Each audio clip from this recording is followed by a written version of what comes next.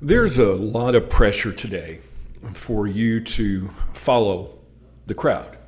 Jesus warned about that. He warned about choosing what seems popular over him. Jesus said, choose the narrow way. Good morning and welcome to 755 Live. For about 5 minutes, you'll hear all about easy to remember soundbite versions of what Jesus said. And the point is to help you experience life to the fullest, the Jesus way. Today's Jesus Said comes from Matthew 7:13 through 14, and we'll be reading today from the New Living Translation, where Jesus said, you can enter God's kingdom only through the narrow gate. The highway to hell is broad, and its gate is wide for the many who choose that way. But the gateway to life is very narrow, and the road is difficult, and only a few ever find it. So basically, what Jesus is saying here is don't follow the crowd. I mean, the wide way, the popular way, the easy way, the comfortable way, that's what everybody does. But Jesus said to choose the narrow way. And how do you do that? Well, we have to deny ourselves. We have to die daily. He said to take up your cross and follow him. You know, and in the longer that you follow Jesus, it seems like that the path gets more and more narrow for you. It's not about you trying to force others through the narrow way. Which way are you choosing? The narrow Jesus way or the wide way of our culture today, which is mostly about selfishness? In Proverbs, we're told, Proverbs 4:26 and 27, to mark out a straight path for your feet. Stay on the safe path. Don't get sidetracked. Keep your feet from following evil. Don't get sidetracked. And it's almost impossible in our culture to not get sidetracked. There's just this constant barrage of information that we were never designed to have.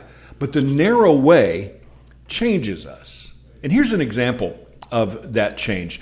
Simon Peter, one of the first disciples, who was a hothead, a rebel. He always wanted to fight back, but he was completely and totally changed by this narrow way. Let's read what he wrote about responding to insults and suffering.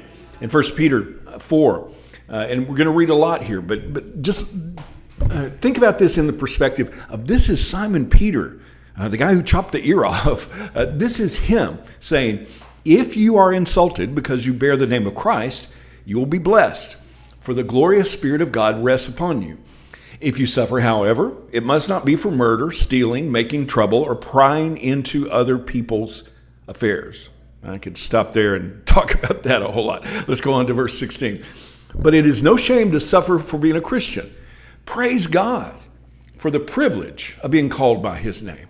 For the time has come for judgment, and it must begin with God's household. And if judgment begins with us, what terrible fate awaits those who have never obeyed God's good news. And also, if the righteous are barely saved, what will happen to godless sinners?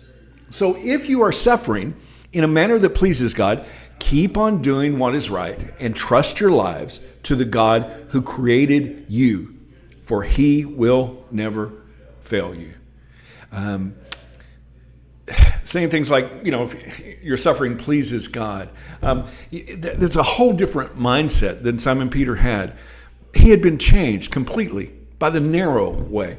And what is that narrow way for you? Well, the narrow way sounds and looks like Jesus, what he said and did. It's not real popular to talk all the time about loving your enemies, about praying for them, about doing good for them. It's not real popular in our me culture to talk about denying yourself. It's not popular to talk about give and keep on giving, forgive and keep forgiving. Where is that path? Well, we're not going to read all of this, but in Matthew 25, Jesus gave us some road signs to look for. He said, I was hungry, and you didn't feed me. I was thirsty, you didn't give me anything to drink. I was a stranger, you didn't take me in. I was without, you didn't give me clothing, sick, in prison, you didn't visit me. When did we do this, they said? Or when did we not do this? And he said, if you don't do it for the least of these, you've not done it unto me. You see, real living is living life eternal right now. It's all or nothing. It's death or life. What is the narrow way? Jesus is the only way. It's not like we get to choose the parts that we want. You're either all in or all out. And there are only two choices: wide, like everybody else, or narrow, like Jesus. What path are you on today? Jesus said, choose the narrow way. Thank you so much for listening. If this is meaningful to you, it really does mean a lot when you like it, when you share it, when you comment. I really appreciate you. I hope that you have an amazing day. And I hope this time together has helped you live life to the fullest, the Jesus way. And remember, follow Jesus today. Love first.